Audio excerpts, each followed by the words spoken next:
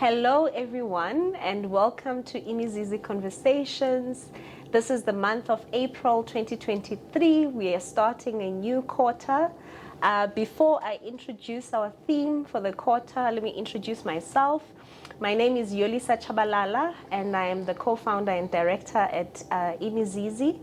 And Imizizi is a people management advisory and consulting company. We look at the full end-to-end people cycle from when you hire an employee until they retire. We don't only do that, but we also provide advice to clients. We provide people insights to make sure that decision makers are making the right decisions based on insights and the right data. Today, I am not alone. I'm very, very, very, very excited because we have one of our own, Boitumelo Mputle, who is our people management consultant. And she has a very, very rich profile because she's actually a senior member of our team. She's also a change agent. She's a motivational speaker. She's an author. I mean, the list goes on and on and on and on. She's a specialist in our field. Before she introduces herself, I just want to introduce our theme and topic for this quarter. Our theme now, we are focusing on pros and cons of technology advancement on people. So we're talking everything people and technology, our passion as Imizizi. And Boitumelo, as you know, our guests choose their own topics, which is relevant to the theme we've chosen. And the topic that she has chosen is called creating a culture of high performance in organizations, but in focusing on the fourth industrial revolution. So before we dive into that, Duma, I call it Duma. So if I call it Duma throughout the conversation, forgive me. Can you please introduce yourself to our guests? Good day, Yolisa, and thanks for having me. My name is Boitumelo Mputle. I am a change agent. I am also a behavioralist. I wear many caps. I am well-versed in terms of dealing with people in different respects. My passion is people. And I've been in the industry of dealing with people for quite a number of years. So I can confidently tell you that I'm well-versed in terms of people and systems and their behaviors in the workplace, in private spaces, in all respects. So yeah, I'm your go-to person when it comes to people. And thanks so much for having me this afternoon. It is only a pleasure. I'm glad you said yes when I reached out to you. Yeah. You know, it is really an absolute pleasure. And I think one thing that you forgot to mention is that you're also a life coach. Yeah. Yeah, just in case people out there, you know, if you're in need of a life coach, there's your go-to person, and she'll get to share her details at the end. Yeah. So, Duma, you know, before we get into it, we ask all our guests this question. Why this topic? Creating a culture of high performance in the fourth industrial revolution. The reason why I selected this particular topic is because the topic is rich in nature. The topic deals with a turnaround in the employment sector in different areas. It does not matter the type of organization, but the topic deals with the current situation that we're in terms of shift as far as technology is related. I'll say this, after post-COVID, you know, a lot of things changed. We immediately got to be moved abruptly into the fourth industrial revolution. So this topic is rich topic, as already indicated, and it is a necessary topic to discuss, particularly when we look at small businesses. When we look at big businesses, any type of business is important because a turnaround has to take place in terms of performance within the workplace. And we're dealing with fourth industrial revolution. What is a revolution? We need to remember that a revolution in nature is a shift. A revolution in nature is something that forces you to change. It does not matter what change, but we're dealing with a realignment. Yeah. So now we are saying, let us look at it in terms of performance within the workplace, performance in different businesses. That's the reason why this particular topic was selected. I'm so excited. I think it's very relevant. You know, with Imizizi being a medium-sized company, we've grown significantly within a short space of time. And most definitely, we've seen that culture in organizations is so important because culture can make or break the organization. So last quarter, we spent a lot of time between January and March discussing planning, coming up with strategy, and I'm sure our viewers, learned a lot about that. Yeah. But a plan is just that. It's a plan. Someone needs to execute the strategy, and culture influences how well that strategy gets executed. And I like the words you used, high performance, because it's not just about the culture, because it's about high performance, bringing results, adding value. Because, as you mentioned, where we are going now with technology advancements and all of that, it's no longer about just ticking the box, but it's about the value that you're adding. So if we can just take a step back, in terms of culture, how would you define a high performance culture? What is it, just in generic forms? Because any organizational culture differs, from business to business, and is influenced by a lot of factors, and also depends on the size of the company. But I think there's fundamental principles that are standard. If you can just take us through that. In summary, I would say a high performance culture is a culture within an organization that is defined by high performance, that is defined by continuous change, that is defined by having agility in terms of methodology of running the business, the ability for leadership to adjust to the new changes. It can be change of systems, it can be change of people in terms of resources, it can be any change in terms of policies, the agility to adjust to the change that will enable an organization to move from a particular level of performance to the next level. There's different categorization in terms of performance. I'll give an example. If someone, for example, or rather a company is scoring between 35 beneath in terms of performance on a scale of 0 to 100, we can define it as a company that is underperforming. If a company is scoring on a level of 50, would say it's an average performer, and going above 60, we say they're moving into the space of high performance. So to be able to assess themselves as a company, or a company be able to revisit themselves to say, in terms of defining how I'm performing, where am I? You can be on 35, and another company can say I'm on 34, but it still makes you an underperforming company. You can be on 50, you can be on 51, but you are still defined as an average performer. But what are we dealing with? What are we trying to achieve? What are we trying to get at? We are looking at the bigger goal, being high performance in approach as a company, moving from a particular position, which is, it can be low or underperformer, average performer, to rocket high, to say now we are moving into being defined as high performance in terms of the nature in how we're doing things. Performing in what way? People performance, financial performance. Not only looking at performance in one respect, to say, let's visit different areas in terms of performance. How are we performing as a company financially? How are we performing as a company in terms of people, which is resources? How are we performing in terms of systems? An entire view in terms of different areas of performance that touch on the company's organizational objectives. Yes.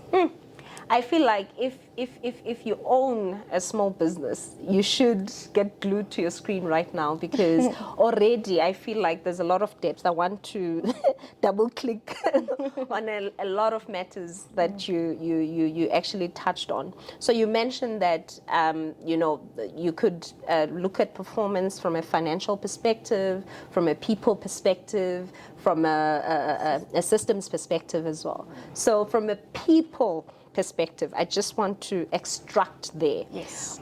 What are the type of things that influence? Because culture because I've worked for multiple organizations myself in different industries, and there's a lot of things that make up culture, and more often than not, people struggle to articulate, what it is. When I was preparing for this topic, there's someone who defined culture very simplistically to say culture is actually about the values and beliefs of an organization. Yes. So what influences people performance from a culture point of view based on your experience and what you've seen out there in the industry? When we're dealing with resources in terms of people within organizations, every organization, regardless of the size, the magnitude of the number of resources that they have or whatever it is that they have in terms of financial resources, we need to understand that culture must be defined. It has to be defined. Employees, when they get brought into an organization, they should not be brought into an organization without understanding the culture of the organization. It must be clearly defined. Or if it is not clearly defined, people come with different cultures. Culture, we are talking about a set type of beliefs that people display within the workplace. Yeah. Someone can come in with a culture which I can define as being slow-driven and not really focusing more on performance because it's the culture that they have been, displaying, exposed to wherever they're coming from. And if a company does not clearly define the culture of the company when employees are onboarded, when you do inductions, when you bring them on board at the beginning, at the grassroots, when people are onboarded. If it is not clearly defined, people operate on the basis of assumption. They will assume what they are coming in terms of the culture that they think is right is a set culture. So it's important that a definition takes place when people are onboarded, when people are brought in at the grassroots. It depends on the stage. You cannot want to enforce a particular culture at different stages. When people come in, they must understand, or rather resources, when they come in, they must be, taken through the set culture that defines the company, the set value system that the company believes in, so that they understand that this is how the company looks, or rather believe in terms of value system, and this is how I must adjust myself to ensuring that I fit into this particular organizational culture. Otherwise, they'll dilute the culture because Completely. you come with, a certain way of doing things. Because I promise you, there's no culture that's the same. Organization to organization, you might be in the same industry, performing almost at the same level financially. But from a culture perspective, there's no culture that's exactly the same. You could find similarities in terms of different elements, but I like the fact that you say there has to be intention. And I think a lot of people, they actually underestimate the power of intention from the word go. Yes. Because I think that's one thing, even us as Imizizi, we were very intentional from the beginning to define it, that these are our values, Yes. so that anyone who comes, they know that transparency is one of our values. Yes. If you are a partner or an employee and you want to come here and you want to do jigga things, that's not our culture. Yes. From the word go, that. But at the same time, I like the fact that we spoke about how from the onset, that is so important. I've seen it. That is so important because if that's not done right, already you can see how the wheels start falling off, during the time. That's a very key takeaway. And in terms of now the opposite of it, right, where we talking, someone might sit there and actually say that actually the culture that I want is not the culture that's transpiring, on the ground within the company. And I think organizations go through that because the bigger you get, the more the whole different phases that you go through as you grow. What are some of the things that people can take away in terms of how do you then go through a process of, I don't want to say redefining, but it's solidifying, your culture, because at the end of the day, you want the high performance. How can people, start doing that to turn around? Because you spoke about turning things around and shifting and changing. We need to understand that without people, there's no organization. And communicating a particular culture is one leg that deals with the culture or behavioral change within the workplace. There's communicating, and then there's actioning the culture, because it doesn't help that a company communicates that this is the set culture belief system that we have, and that particular culture is just communicated. But when you look at the behavior of employees, you know that what was communicated conflicts what was introduced at the beginning. So it's important that as employees, or rather resources, human resources within the organization, are made aware of a particular culture. It is important that they understand that in the times that we are in, taking it back to our topic of fourth industrial revolution, there's certain cultures that we had in the past may not work in the space of fourth industrial revolution, and a redefinition that has been done from the employer side towards the employee to say, we used to have a particular culture in the past that was pre-fourth industrial revolution, pre-COVID, we used to do things this way. It worked for us. But what worked then does not necessarily mean it will work now. Yeah. Now, where are we now? We are in a position where we have been forced to readjust ourselves. In this way, Choice. Yes, we are now in a position where we really have to shift our mindsets. And where are we going in terms of direction? We are aligning with the new culture that has been communicated by the organization to say, we were here and now we are here. We are on a position of understanding that this fourth industrial revolution that has shaped things up to be different. And as employees, how do we then move from who we used to be or how we used to behave into this particular new set culture to ensure that we perform to the maximum? Are there systems in place that are enabling employees to perform to the maximum? Is there communication that is clear-cut for employees to understand that this is how I'm expected to fit into this new culture? Are the policies that we have aligned? Because there must be a shift in terms of organizational policies, because we cannot keep on doing things the same way when we realize that we have now shifted rigorously because of we are now in the fourth industrial revolution. Is everything that we have in terms of policies, systems, communication, behavioral patterns from leadership, is everything aligned? Are we taking the employees by the hand to ensure that they align with all these set systems? And whilst at it, a shift of mindset, a shift of behavior, and ensuring that they link into shifting themselves and aligning themselves to ensure that they do what we call high performance in terms of aligning with those systems, because systems also ensure that help, or rather, that people get to perform to the maximum. Are we aligning? Are we being trained, as far as these new systems are concerned and so forth? And in terms of training, are we being, encouraged? Regular coaching to ensure that they take employees, or the company takes employees by the hand to ensure that they get to a position of high performance, because it's a process. It's steps.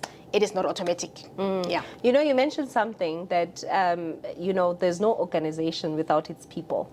And I think one of the things that I'm taking away is that if you don't bring your people along with the changes that are happening, and you're looking at a 360-degree change, then you're going to lose your people. And that's when performance starts going down. Yes. Now, if you can just take us through contrasts in terms of, patterns that you've noticed in terms of, especially pre-COVID and post-COVID, right? From a culture perspective, things to look out for, because COVID happened to us, right? And what's the natural way is to react, or just other people are riding the wave. They're just living, wherever the ocean is taking me, I'm going to go there. But what are some of the things that stand out that people need to be aware of? Because, even employees, if you're an employee for a company, not necessarily a business owner or a manager in an organization, but for employees as well, what are the culture shifts that people need to be aware of from a performance point of view? Because you mentioned contrast, that now that we are here, you can't keep on doing things the same way that you were doing them pre-COVID. So what are those patterns that are very glaring that people can look out for? I'll look at it this way. We've got different types of organizations. We've got small to medium organizations. We've got, big corporates. Large corporates, yeah. And when a company is small in nature, we need to understand that high performing companies, or rather large corporates, have adjusted quicker than the small corporates. And you look at a small company to say, you are a small organization offering a service to a large corporate. They have now adjusted themselves in terms of systems post-COVID. They've adjusted themselves and shifted rigorously as far as human resources is concerned. They've even gone and employed people from other countries who are operating from a remote perspective. Now, you being a small corporate, you realize that this high-level corporates that we are offering services to are now moving faster than what they were doing before. Yeah. And now to move away from looking at ourselves, or a small company looking at itself to say, I'm a small organization, or rather I'm growing, and in me growing, I'm looking at myself in isolation as an organization to say, I'm going to improve this and this at this scale, forgetting that you are servicing a high-paced company. Yeah. You are servicing a large corporate that has completely moved and it's moving faster than it was moving before. And to say, in terms of looking at ourselves, or a company saying, I'm a small organization, in terms of looking at myself and focusing this way, this whole picture must be multidimensional. I'm servicing 10 clients, they are big corporates, I'm a small company. How have they adjusted themselves? What systems have they put in place to ensure that they are moving from one level to another? Surely they have, because we are now in fourth industrial revolution. How do I adjust myself to ensure that I align with the fast-paced environments that they have, as compared to looking at a company to say, I'm looking at myself, I'm improving myself, and having this perspective of saying it's about me as a small company. It must be multidimensional. How does my performance impact on all these corporates that have now moved? They are now faster than they were. Now they are coming with different KPIs. And you're thinking, perhaps they are unreasonable, but no, they are not unreasonable. They have shifted their way of doing things. They've brought in new systems. They've brought in new technologies. They've even went and employed remote employees from different countries. Different and time now, zones. Yes, they've gotten the critical skills from different parts of the world, and now they have moved and they are faster than they were, and they want you, a small organization, to move and with the pace. Now to say, I'm not going to look at myself, or a company saying, I'm not going to look at myself in isolation. It is not about me. My approach shifts from saying me to be multidimensional. How do I adjust myself to ensuring that as they are adjusting their KPAs and KPIs, how then do I also move? Because if you do not move and adjust You'll be left yourself, behind. they're going to find you as not being productive. They're going to find you as not being an organization that they can benefit from. So to shift the mindset to say, I'm looking holistically now, not only me, but how does the performance of our employees touch on our different clients? That's so powerful. And I mean, there's many elements you can extract from there as well, you know, because just the scenario that you used, as a small business, you know, now you all of a sudden working with different time zones. Now there's different cultures, you know, and it's small things that we don't get warned about. I mean, there's a client that we were engaging with that was bringing employees from China, and they had to make us aware that in actual fact, during lunchtime, they take a nap. That's a different culture, right? You know, now we are integrated. You know, we finding ourselves in spaces whereby there's flexible work arrangements. There's now 4-day working weeks being brought into the picture, which requires a completely different culture and a completely different way of managing people. There's more accountability required, because now you're flexible, you're working from home. You know, there's no one micromanaging you. That's a culture shift, right? And I actually love the could I say analogy that you made, that don't look at yourself only. And I think it's also relevant for people. As a person as well, you might be set in your ways. This is the career that I want. This is what I want to achieve. This is how I see myself in this organization. And that shifts and that changes, you know. How do you then look at the holistically, you know, the organization or the industry that I'm in, or even the role that I'm in? How is it changing? I mean, if we look at business analysts, I'll refer to that because I was a business analyst before as well. If you look at business analysts today, they're not the same. The requirements for a business analyst are not the same. You have to know data. You have to know DevOps. You have, do you get what I'm saying? The requirements are shifting and changing, and you can't continue to look at yourself in silo, right? For me to be a high performer, how is the environment, the complete environment changing? I hope I've interpreted what you were saying correctly. You know, whether you are a small business servicing other organizations, and I'm sure even the organizations themselves, they have to look at their customers. Yes. You know, our customers, with everything moving so fast, technology is advancing and all of that. There's so many products that are coming to the market, competition is rife. You now have to look holistically that I was doing things a certain way. How do I shift and change things? It's no longer about how I've been doing it now. I need to quickly upscale, you know, and how I bring my people along, because that's the important part. How am I bringing my people along on this change? And that brings me to my next point, you know, about leadership. Yes. Leaders, managers, founders of the company, and their influence, you know, on high-performing environments. It's so critical because there's a famous quote, actually, I think a lot of people know it, by Peter Drucker, that says that culture eats strategy for breakfast. You know, you can plan all you want, but if your culture is not ripe for high performance, you ain't going far, you know. But I actually came across another one. This one was new for me, that said, as much as culture eats strategy for breakfast, leadership eats culture for lunch. That took me aback a bit, which is so true. Because and by leaders, actually, I should be involving everyone, because my belief is that everyone is a leader in their own right. It doesn't matter how what role they're playing, as long as at least they can see themselves in that way. But I just want to focus on management, you know, and their influence on culture.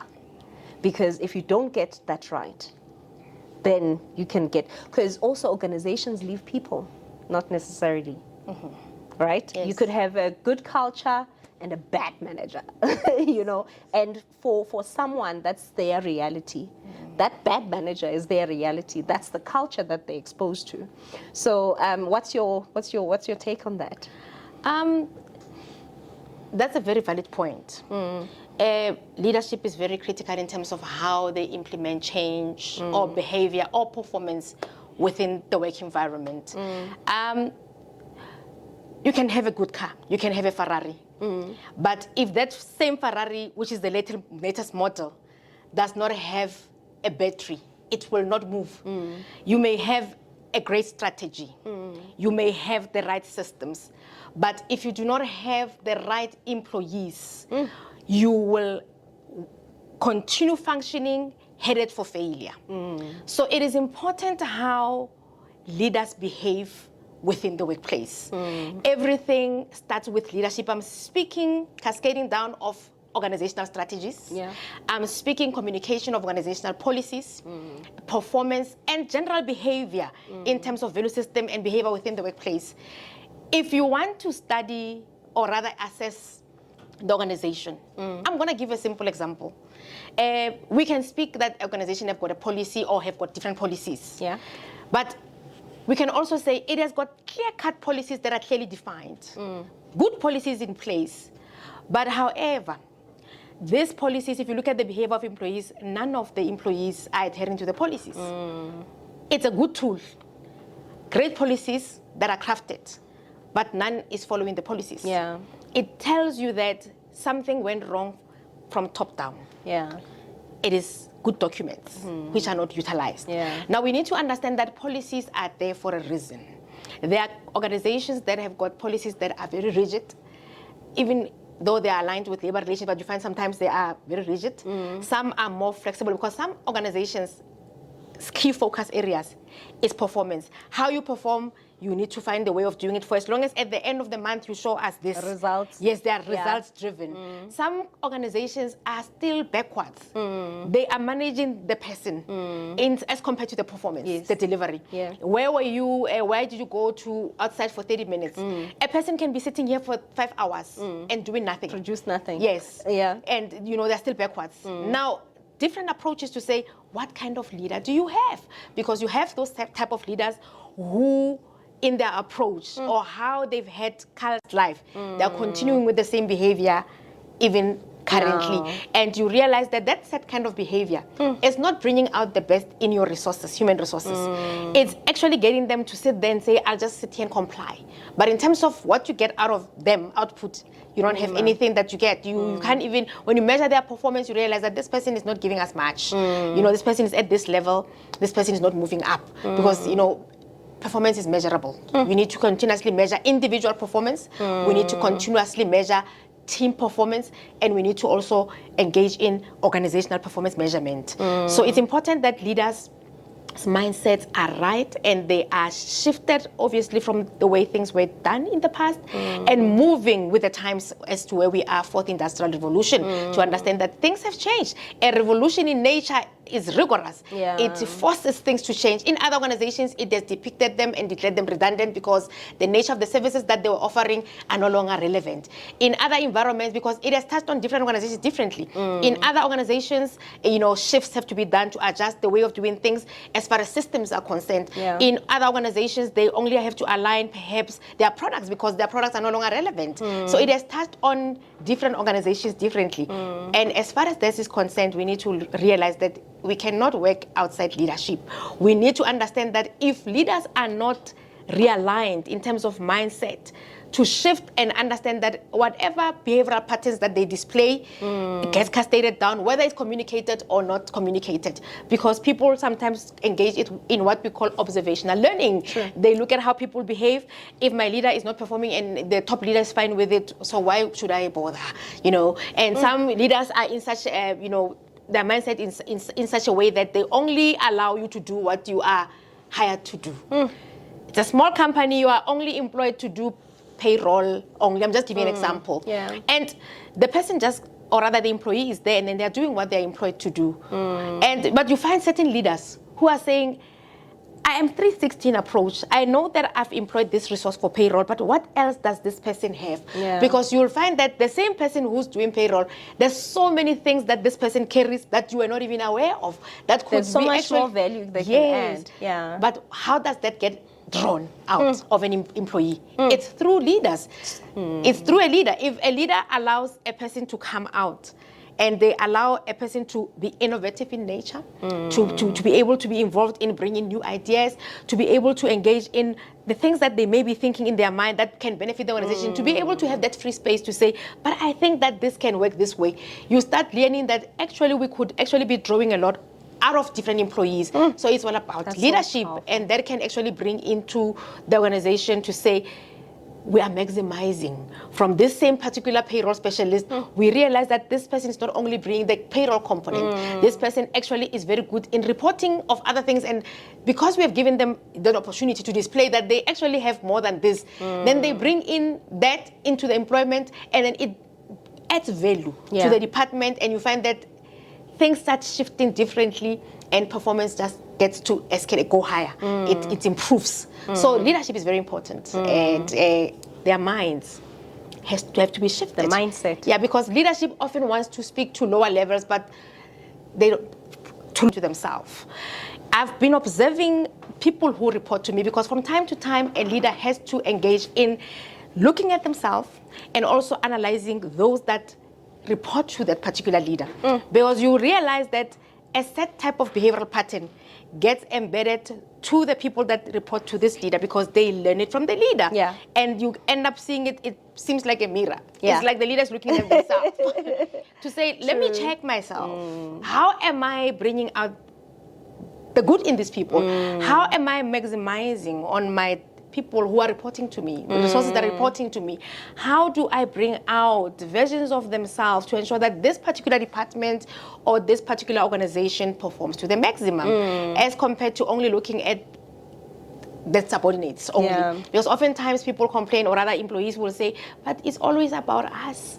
The problem here is not that, like you said earlier, employees are leaving the organization, but they're leaving the leader.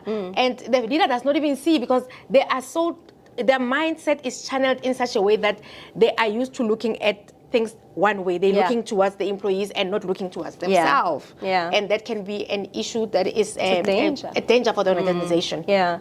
You know, can I offer a little bit? Yes. Because you touched on something that I'm actually passionate about, because the type of leaders that you bring in an organization have a direct influence on the culture, a direct influence on the performance of the team as well, because the matching of a manager to the right team is also very important, you know, and I think that goes very much with purpose as well, because if you take someone who's not a leader at heart, that person doesn't know how to lead. There's certain things that can be taught, of course, there's certain things that can be learned, but there's certain people who are just not good leaders. They just want to do their work, you know, and you find sometimes that people get brought to be leaders or management positions because they've got X number of years, whereas that person would actually be thriving,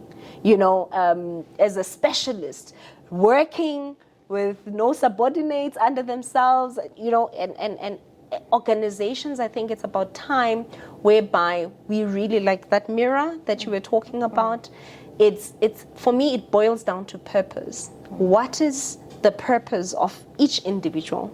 And this is now cutting across everyone, not only looking at management. Yes. But for management, it's even more important, because that person has a direct influence on the employees, the organization, the performance of the people, and all of that. What's your take on purpose? Because I think a lot of people have been talking about that, because purpose, that every organization has its own purpose, its own vision. Every person have their own purpose, their own vision. Now it's about matching these two to make sure that in actual fact, as an employee, as a manager, as whatever role you are fulfilling, that your purpose, you want to do this, because high performance is reached in organizations, it's been proven, where people want to come to that company. You're giving maximum value. Like you were saying, that there's a lot of people who have a lot to add in terms of value, but they are not, because they're suppressed, because no one is extracting maximum value. They don't have the freedom or the, you know, agility to actually explore, you know, their passion, and that's when people actually perform the highest, when you are matching their passion with what they are doing. How can people do that? Because I think we get it wrong a lot of times. I won't say I'm absolved from it, because I'm also still learning, but I've seen that where a person, you can tell that this person actually, they're fulfilling their purpose. It's evident. This person, you don't need to push them. They are high performers. They want to do this. You know, they come up with ideas and all of that. And you want an environment like that, you know, whereby everybody is performing at their ultimate. And that's when, you know, there'll be high performance all around. It's a very important statement to make. It's important that when, you know, there's what we call job descriptions within organizations, or role-specific, you know, functions that relates to what the organization is looking for. And then there's a person, two things. There's an individual that gets matched to the job, or rather the job description, or rather the requirement of the job. Yes. And if you find that you take a resource, a person, and put them, or rather place them in an environment where everything that is in the environment, or rather the nature of the role, does not speak to who they are, they will come to work and perform because they get paid. It's a misalignment. Yeah. But if, for example, you get, I'm going to give another example. Sometimes you find that leadership, or rather organization, confuse these things. Just because someone is intelligent does not mean that the intelligence will work for all areas. Yeah. There's a difference between intelligence and wisdom. And there's a difference between having somebody who's intelligent who does not. For example, this is a people management company, Imizizi.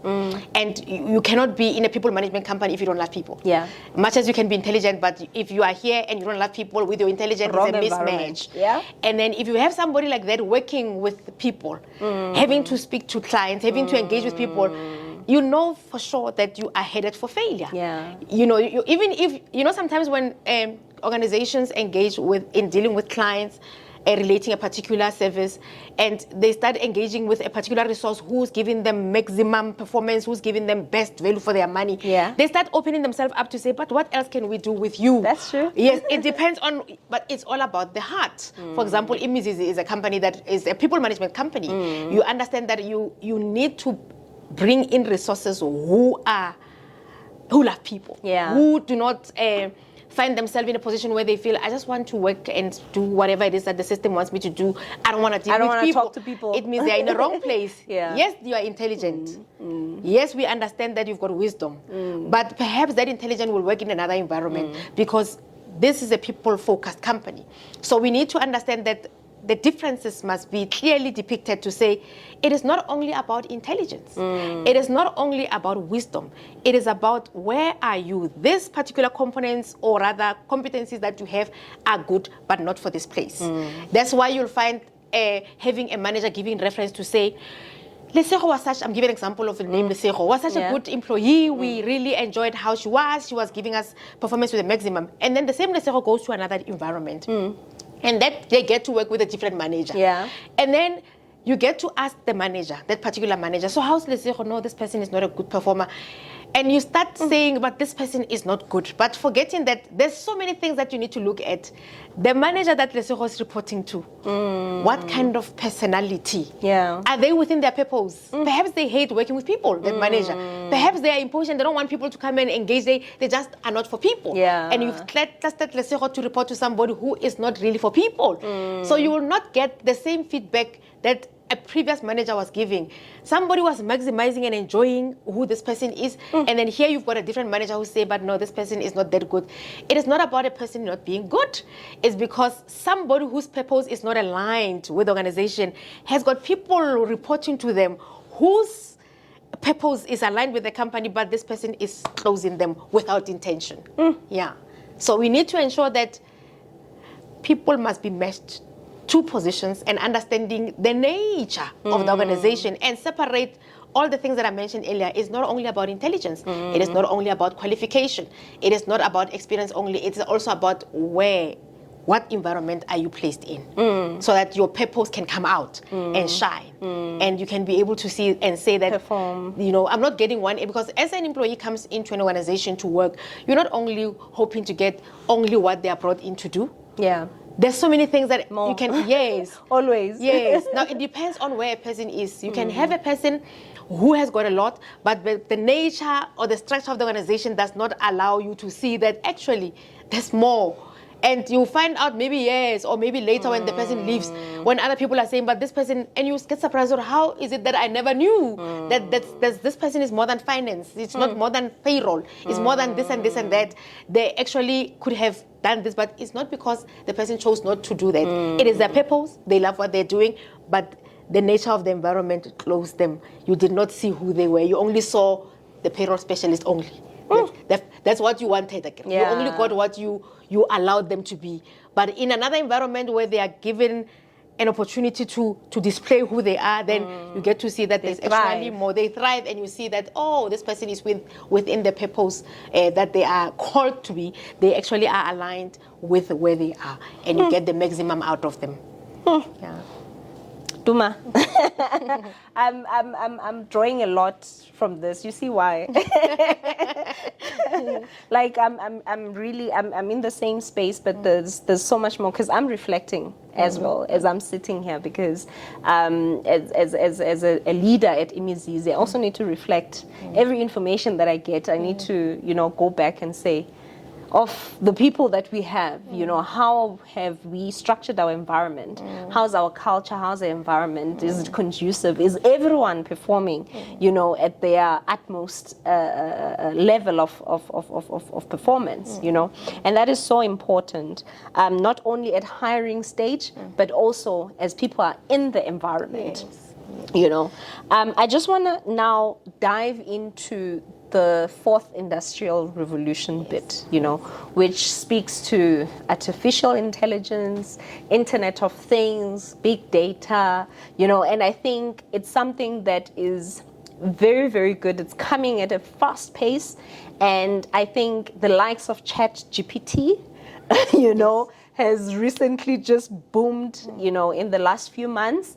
And at the same time, it's scary to a lot of people, because now people are saying, you know, are robots going to replace us? Is AI going to replace our jobs? And you know, sometimes it also affects people's performance, you know, because now when you're introducing new things, a change, you know, it can have negative effects, because certain people will see it as a threat, or they'll see, you know, start having fear that, you know, my job is no longer guaranteed and all of that. And I mean, I was listening to the news this week. Yeah. I'll just give a couple of examples. In New York, the police department, NYPD, they've actually deployed robotic dogs. You know, so now, like, you're gonna need less dogs and less people, you know, to do that job, because it can do certain things that human beings would not necessarily do, because a robot can go into unsafe environments, you know, sniff around. You send it first, you know, to get the intel. There's a whole lot of benefits that come with it. But now you start thinking, does it mean less workforce? You know, there's a whole lot of other things. You know, we were talking earlier about copywriting, presentations. All of that can be done now on ChatGPT. There's a lot of apps, you know, that give you that. There's a lot of apps that you can just type, and it gives you a graphic. Did you know that? They're here. That's fast, eh? They're here. You know, it's things that are happening now. Assignments. Children are now using these AI applications and submitting their assignments using those things. It's a shift, which means it requires a change of mentality. You know, people need to shift with the times. It might be that it's a real threat. We will not be going to copywriters anymore.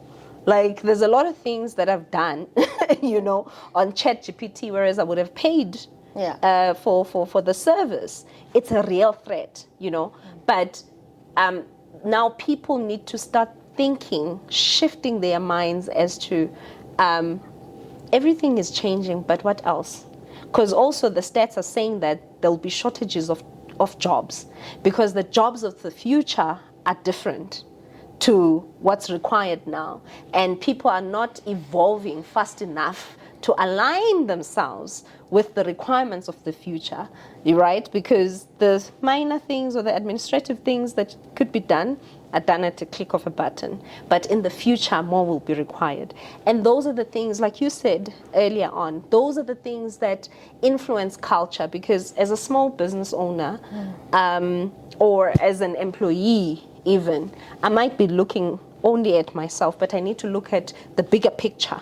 What is happening? How can I align myself to make sure that from a performance point of view, I remain relevant, you know, I can still perform high and not be regarded as, actually, there's no value we're extracting from this person. You know, what's your thoughts? There's a lot on AI. What are your thoughts? There's a lot, and I agree with you. It is important that individuals, whether it's within the workplace, whether it's in their private space, they need to continue to upskill themselves. Why do they need to upskill themselves? Because if they do not upskill themselves with moving with where we are, you find yourself redundant. Yeah. And I'm going to give an example of a business, just businesses in particular. For example, a company that whose core business was to hire out, buildings for people to utilize. Yeah. You find that in this day and age, there's no need for people to keep on booking boardrooms. People connect from different kind of points, different countries, online. Yes. And what happens to a person whose core business was to rent out business boardrooms and offices? Because there are people whose core business or the nature of their business was that people could come in and book boardrooms, book offices for day services, 3 days. And what happens now? Because there's no need anymore. We are speaking fourth industrial revolution. A revolution is realigning in nature. In other areas, the revolution has completely taken the business out. In other areas, it has forced them to change their operations. In other ways, it has declared a business to be null and void. It does not exist anymore because the nature of the product that you're offering is not needed anymore in this day and age. And companies that had big buildings that they bought, having a lot of employees within the organization, and you realize that now most companies are now remote. What happens to the big building? What happens to people who cleaned the buildings? What happened to people who were running canteens from within the business? Because some people's nature of a business was running canteens within different companies.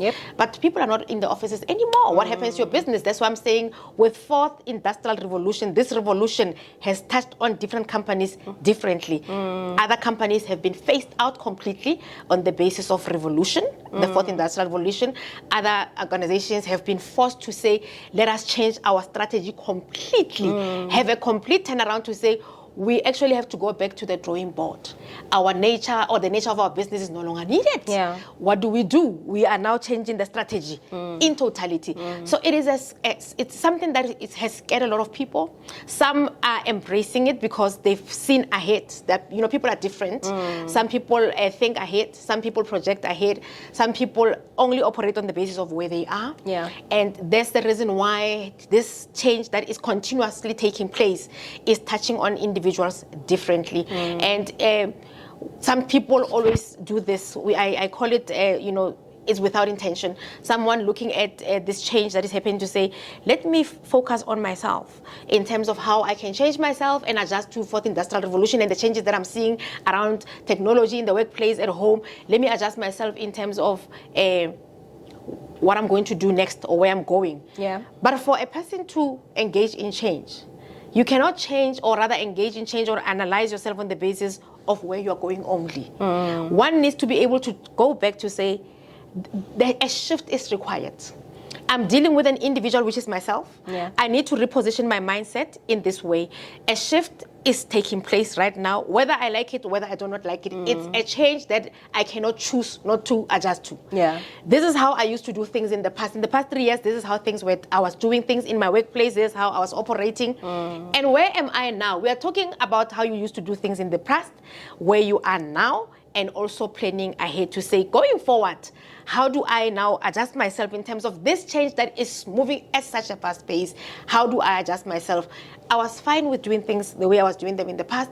Now I'm here, I'm going through a shock mode. Somebody can say, now I'm here, I'm slightly adjusting, but it's still a lot for me. But how do I handle? You cannot want to plan ahead and shift your mindset without bringing all these 3 areas and without also understanding that you need to accept the change, understand that things are shifting with whether you like it or you don't like it. Understand that if you do not shift, there are implications that will touch on your job, that will touch on your home, that will touch on your finances. It touches on a lot of areas. A mindset shift, dealing with you for the organization, dealing with you as an employee, dealing with you as a organizational owner, a director, dealing with you as somebody who is offering services to the clients, deal with you holistically, deal with you and be multidimensional in approach and say, in all of this that is happening around me, how does me as an individual, how am I going to react to this change that is touching on my job? How am I going to react to this change that is touching on my family, my technology, my TV, my computer? And as a business owner, how do I adjust myself to how I relate with the client? What systems are they using? Are they more advanced? You cannot want to service a Ferrari using something that is not even fit for a Ferrari. Bicycle equipment. Yes, it will not work. Yes, they are advanced. Yes, they are generating bigger income. They are international. But how do I adjust myself? Because as companies adjust themselves, I said this earlier, they will come out with different requirements as far as SMMS is concerned. You are a small company, this is a big company, but they are shifting now to say, now we are moving higher. Yes. We've got different KPIs. We expect you to move higher with us. They don't have time to be saying to you how you should do it. They are moving, and you must find a way of adjusting your mindset in terms of employees, in terms of systems, in terms of policies. Everything must adjust, and there's no time to start and think, do I adjust? You need to move at the same pace. So a shift has to be done. Yeah. A rigorous change. Much as the fourth industrial revolution is rigorous in nature, we need to understand that we as employees or employers or individuals need to adjust ourselves in such that we need to align. Otherwise, you declare yourself without intention redundant in the space of employment, in the space of business, in any space that you are in. Yeah. And low performance leads to redundancy. Yes. I mean, over time, it's only a matter of time. If you're not performing as an employee, if you're not performing as an organization, it's just a matter of why time. they need to have you. Yeah, you're not adding any value. Yes. Sure. Yes. There's a lot of nuggets. So in the interest of time, Duma, I just want to extract one more point from you. I think we touched on it, but I want to dwell on it just a bit more, because I think if I look at where we are in terms of post-COVID, life has happened. And I think in conversations, the more I have conversations with directors, you know, with managers in different organizations, there's just something happening to people that has come about as a result of change. You know, it touches on different topics, which we're not going to touch on, like depression. There's that has escalated over time. But there's a lot of things that influence low performance now from a culture point of view, right? So let's say I'm a manager. Someone is sitting there and they're actually, from the conversation that we've had, they're actually saying, actually, now that I'm reflecting, you know, my team, they're not performing. It could be maybe it's a skills match, some of the things that we touched on. It could be purpose related. There could be a lot of elements, you know. How can people start now working on changing, you know, the environment to make it high performance? You know, what are some of the tips and tricks that you can give them? Or a person is an employee and they're like, in actual fact, I haven't been motivated. There's a lot of threats that are happening, or maybe I've had to change my job and it's not necessarily what I wanted to do.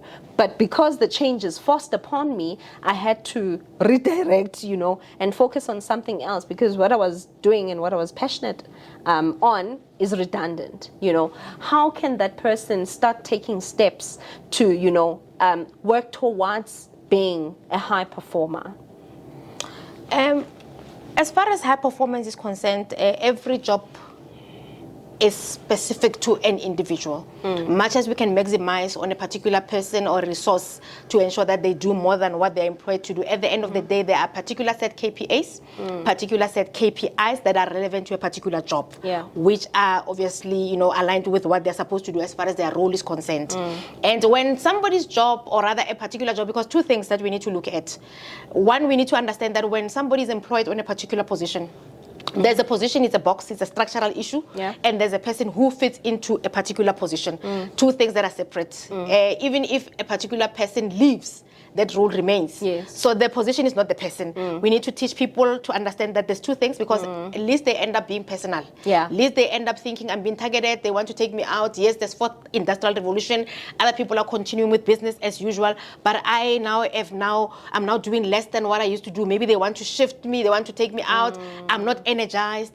We need to keep on redefining this to say there's structural issues, there's individual issues. You know, as you are employed on a particular job, it is you as an individual fitting into this box that has been costed. Because when we're speaking structure, we're speaking cost as well.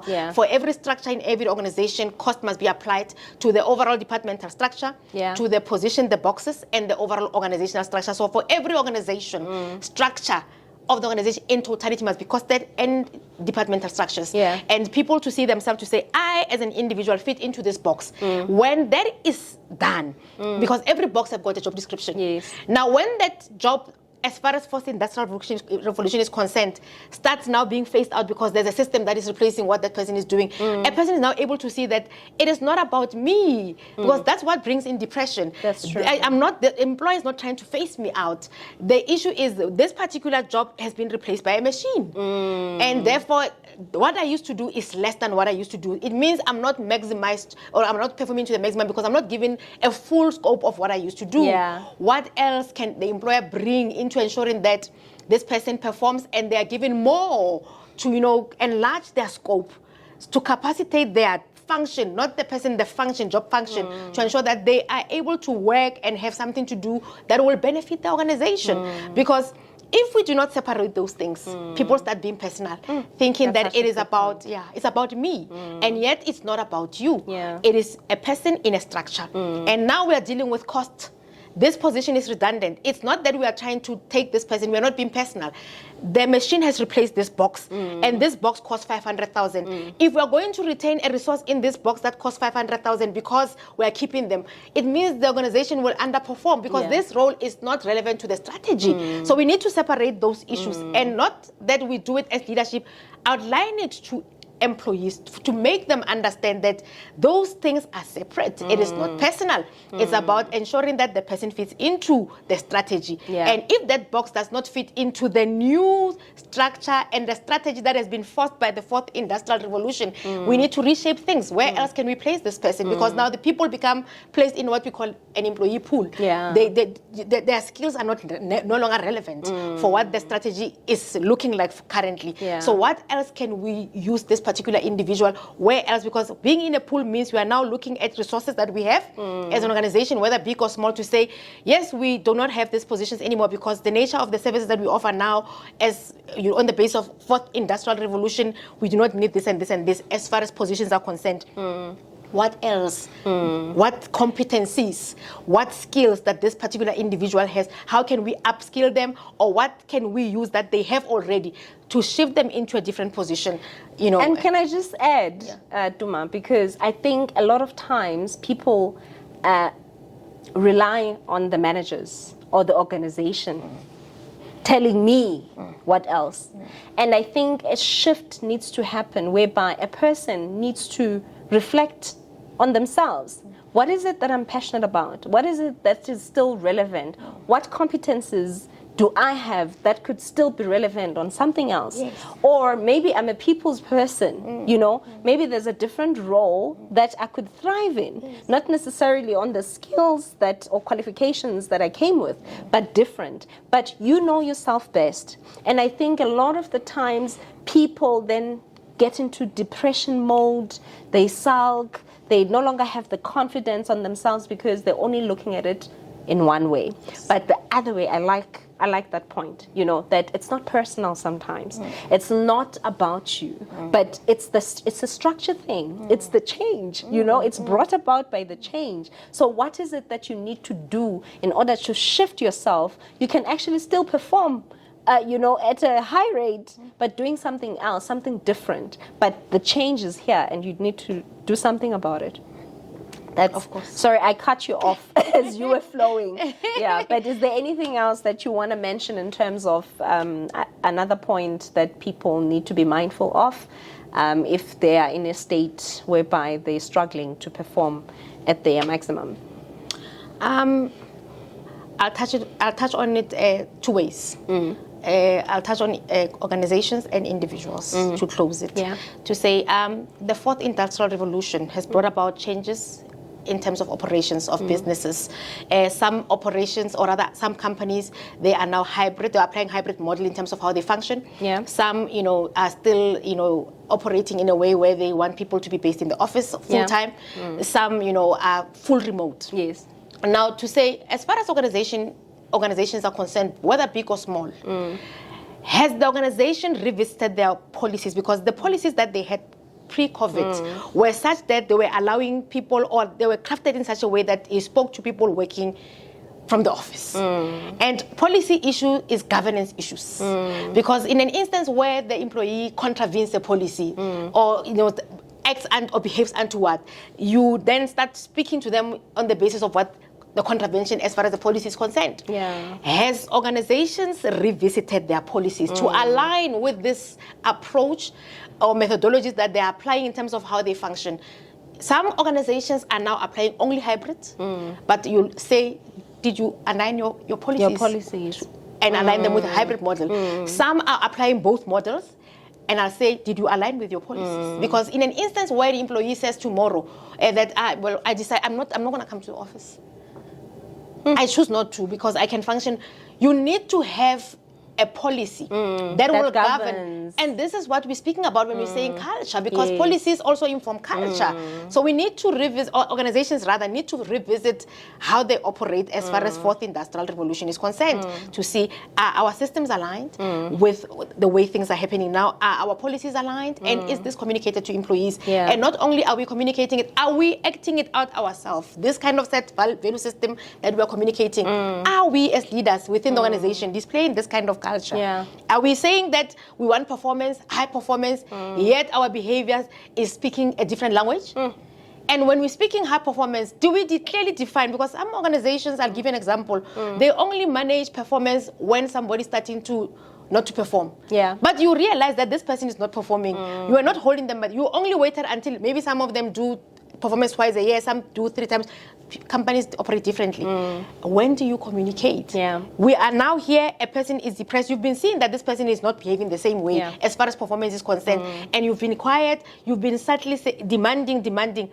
What if I were to say to you that this person is coming from an environment where they are staying, they are from an environment of abuse, perhaps they are having a partner who's abusive, and then now you are compelling them to work from home. And the same partner who's abusing them is also working from home. That person is not going to perform to the maximum. They are going to drop. And have you ever visited as a company to say, what informs this behavior? As compared to saying, no, she's lazy, he's lazy, he is... You've subjected them to more abuse. They found coming to the office as, at least I'm able to breathe, and at least I'm able to interact with people that appreciate me. And now here I'm compelled to sit in this environment 24/7. So those are the things, that conversations that you need to engage with employees to say, what informs? Because when there's a shift in behavior, you need to analyze what causes the shift.